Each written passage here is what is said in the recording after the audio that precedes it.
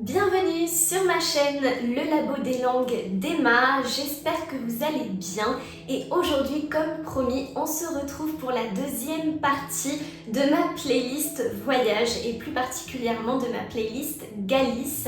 Aujourd'hui on part à la découverte de cette très belle région au nord-ouest de l'Espagne, près de la frontière, plutôt qui touche la frontière avec le Portugal. Aujourd'hui, je vous en dis plus sur cette très belle région. Avant de commencer cette vidéo, je vous incite fortement à vous abonner à ma chaîne YouTube si vous aimez les contenus que je vous partage toutes les semaines, ça me ferait énormément plaisir. N'hésitez pas aussi à liker cette vidéo si elle vous a plu et à laisser des commentaires pour que je puisse également m'améliorer. Vous pouvez tout à fait me donner des suggestions. Alors, donc je vais vous parler de la Galice, une région en fait que je connais depuis très peu puisque je viens de rentrer d'un voyage de plusieurs jours avec mon copain en Galice. Ni l'un ni l'autre ne connaissait cette région, c'était l'une des dernières qu'on ne connaissait pas et de fait, comme elle est quand même assez loin de chez nous et en plus le nord c'est le froid, la pluie, on n'a pas été très convaincus au départ d'y aller mais je me suis dit on est en avril, ça va être la Semana Santa, la semaine sainte, du moins au moment où j'y ai pensé, là maintenant c'est passé. Mais je me suis dit c'est une super période pour y aller parce que là-bas, évidemment, je vous ai déjà parlé de Saint-Jacques-de-Compostelle, mais c'est la ville vraiment qu'il faut visiter à cette période de l'année. Du coup, je me suis dit, tiens, on va entreprendre un voyage là-bas. J'avais pu trouver en plus de bonnes offres de logement et nous y sommes allés en voiture. Il fallait à peu près 5 heures pour y aller. Et nous en avons profité pour découvrir plusieurs villes. Alors pour vous dire, on est resté 5 jours et chaque journée a été l'opportunité de découvrir une ville. Donc moi, je vais vous retracer un peu la trajectoire de notre voyage et ça va me permettre aussi de vous parler un petit peu de toutes ces villes. De manière générale, je peux vous dire que la Galice m'a beaucoup plu, nous a beaucoup plu, malgré le temps qui a été quand même terrible. Il faut quand même y être préparé. Évidemment, il ne fallait pas s'attendre à 30 degrés, un soleil énorme au mois d'avril et en plus dans la région du nord de l'Espagne qui a la réputation d'être très pluvieuse. Mais c'est vrai que les 2 premiers jours, on a eu des pluies torrentielles mais énormes. Pour vous dire, ça ne s'arrêtait pas. Vraiment toute la journée sans s'arrêter. Et c'était horrible parce que finalement, il pleuvait énormément pendant un certain temps. Et à chaque fois, ça s'arrêtait un tout petit peu pendant peut-être 2 minutes et ça repartait d'un coup. Et des fois en plus, vous avez ce soleil qui vous fait des petites blagues, des plaisanteries parce qu'il pointe son nez et vous vous dites c'est bon, la pluie est terminée. Mais non, malgré cette petite présence, vous avez quand même une pluie incessante qui est là, qui vous accompagne partout. Donc oui, ça a été quand même assez décourageant, démotivant parfois, mais je peux vous dire quand même que ça ne nous a pas empêché de faire tout ce qu'on voulait faire. En tout cas, donc la première ville qu'on a découverte qui était en chemin, c'est Lugo. Donc Lugo, c'est une ville qui est près de la frontière en fait avec Léon, une autre communauté autonome. Donc en France, on parlerait de région. Et Lugo donc était connu pour sa muraille de style très médiéval qui en effet est quand même assez imposante quand vous arrivez dans la ville et qui sépare vraiment le cœur ou le centre historique du reste de la ville. Donc vous avez vraiment cette muraille, quand vous rentrez à l'intérieur, vous êtes dans le centre historique et là vous avez beaucoup de restaurants, beaucoup de bars et si vous sortez de la muraille, vous avez plutôt les résidences, les logements, vraiment presque deux villes complètement différentes. Sincèrement, à Lugo, le tour est vite fait. Je pense qu'une journée, c'est déjà plus que suffisant pour avoir tout vu parce qu'à part la muraille, il n'y a pas non plus énormément de choses à voir. Bien entendu, vous avez la cathédrale qui est quand même assez jolie. Vous avez la place, les fameuses Plaza Mayor en Espagne. C'est vrai qu'en France, on n'a pas trop ça, mais en gros, c'est là où se trouve la mairie. En Espagne, les mairies, en fait, elles sont toujours situées dans des places. Quand on parle de Plaza Mayor, c'est la place principale de la ville. Donc évidemment, ça, c'est quand même à chaque fois un truc qu'il faut voir. et je me souviens que la place elle était assez grande. Vous avez aussi des musées, vous avez un musée de mosaïques, non c'est un musée de fresques pardon, qu'on n'a pas pu visiter parce qu'il était fermé. Nous on a visité le musée principal qui était un musée un peu d'histoire et d'art. Mais voilà, vous avez des musées un peu comme toutes les villes. Bon, on va dire que c'est une ville qui est bien pour faire le tour, une journée si vous ne la connaissez pas, mais je vous dirais pas d'y rester plusieurs jours parce que vraiment vous seriez quand même déçus. La muraille c'est bien parce que vous pouvez monter, mais sincèrement il n'y a pas grand chose à voir. Personnellement ça n'a pas été un de mes coups de cœur, mais c'est quand même une ville qui a son histoire et c'est bien d'aller jeter un coup d'œil si vous êtes en chemin.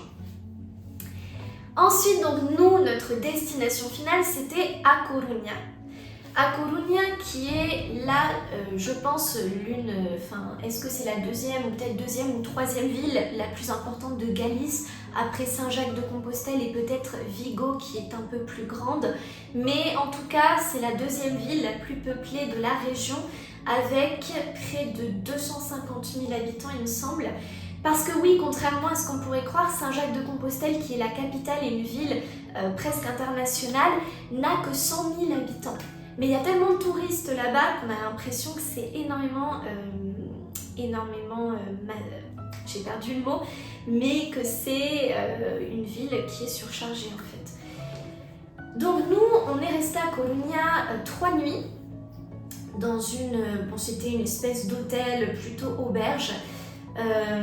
Et je vous avoue que la pluie a été horrible, mais vraiment à Coruña c'est une ville que j'ai vraiment beaucoup aimée, qui est très jolie. Il y a une tour qui s'appelle en espagnol la Torre de Hércules, la tour d'Hercule, qui est vraiment impactante, qu'il faut absolument voir. Vous avez un mirador, vous avez une vue impressionnante panoramique sur la mer. Vraiment très très jolie cette tour, elle est incroyable. Maintenant on a eu un temps monstrueux et des rafales de vent qui allaient à près de 100 km/h au bout de la tour. Donc imaginez un peu, on ne pouvait pas se déplacer tout seul. Je peux vous dire que c'était extrêmement dangereux et je me souviens qu'on a eu très peur parce qu'on a quand même vu une mère de famille qui était là avec son petit enfant dans les bras et avec ce vent horrible. Je me dis non, c'est quand même pas très recommandé. Donc oui, il faut être préparé pour monter tout en haut à des vents extrêmes, des rafales, à tel point qu'il fallait être abrité du bon côté de la tour pour ne pas se prendre le vent dans la figure. Et sans compter la pluie, ça a été quand même assez dur. Mais vraiment très très joli. Vous avez un beau château aussi à visiter avec pas mal d'histoires. Vous avez aussi un bateau que vous pouvez voir, il me semble, qui est vers le château. Vous avez aussi des parcs, mais nous on a dû faire l'impasse dessus parce qu'avec la pluie c'était beaucoup trop compliqué. On a vu, alors la place Amayoche, justement ce que je vous disais, donc la place principale avec la mairie est très très belle. Il y a beaucoup de petits restaurants sympas. Nous on avait été dans une crêperie et dans un restaurant italien qui était vraiment super. La mairie elle est très très belle, très imposante, donc vraiment ça c'est à voir. Et finalement tout se fait à pied. Alors de la tour jusqu'au château il y a quand même une bonne distance, il y a un bon 35 minutes à pied, mais une fois que vous arrivez au château vous êtes quand même assez proche du centre et du moins du cœur historique. C'est une ville qui est assez touristique aussi. Vous avez des centres commerciaux, vous avez des musées. Donc nous on a été au musée des sciences, des nouvelles technologies, je ne sais plus exactement le nom, très intéressant, qui était vraiment très bien. Et vous avez aussi un aquarium. On a aussi été à l'aquarium qui est le 3e aquarium le plus grand d'Espagne. Donc vous avez quand même pas mal d'attractions. Croyez-moi, vous n'allez pas vous ennuyer si vous allez là-bas. C'est une très belle ville portuaire. D'ailleurs, c'est une ville qui a beaucoup d'histoire. L'histoire navale de A Coruña elle est très importante. Et justement, ça m'amène du coup à vous parler de notre 3e journée quand on est allé à Ferrol, qui est une petite ville d'une 60 000 habitants, qui est aussi une ville portuaire avec beaucoup d'histoire et qui se trouve dans la même province, donc de A Coruña. Et là-bas, on a visité un château, mais vraiment idyllique, paradisiaque. Enfin, la vue était super jolie. Vous aviez, alors je me souviens plus quel fleuve c'était, mais vous aviez donc vue sur le fleuve depuis le château. Vous aviez les petits bateaux sur le côté et derrière vous aviez les montagnes, la nature. Donc ce château il s'appelle le château de San Felipe, Saint-Philippe en français. Vraiment un château qui est pas mal visité. Je me souviens qu'il y avait pas mal de touristes quand même qui étaient là. Alors le château, je pourrais faire une vidéo dessus, on a été très surpris parce qu'il n'y avait absolument aucun contrôle, il n'était pas très bien entretenu, il y avait des moments où vous pouviez monter dans une tour dans l'obscurité totale, il n'y avait pas d'indication, il n'y avait pas de précaution de prise pour nous aider à monter tout en haut. Donc c'est un peu, voilà, c'est entrée libre, donc vous y allez comme ça. C'est très grand, mais c'est un château qui a été un petit peu abandonné et pas très bien entretenu.